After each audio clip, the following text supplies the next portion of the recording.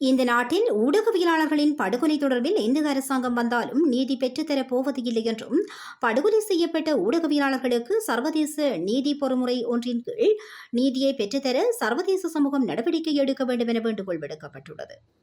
கடத்தப்பட்டு படுகொலை செய்யப்பட்ட சிரேஷ்ட ஊடகவியலாளர் மாமனிதர் தராக்கி சிவராம் அவர்களின் 20வது ஆண்டு நினைவேந்தல் நிகழ்வு நேற்று செவ்வாய்க்கிழமை மட்டக்களப்பில் நடைபெற்றது.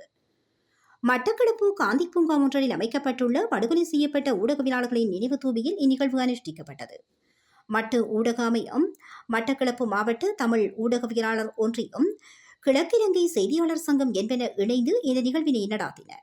சிரேஷ்ட ஊடகவியலாளர் மாமனிதர் தராக்கி சிவராமின் உருவப்படத்திற்கு ஈகைச்சுடர் ஏற்றி மலர் அஞ்சலி செலுத்தப்பட்டதுடன் படுகொலை செய்யப்பட்ட மாமனிதர் சிவராம் மற்றும் ஊடகவியலாளர் ரஜீவன் ஆகியோரின் ஆத்ம சாந்திக்காக அகவணக்கம் செலுத்தப்பட்டது.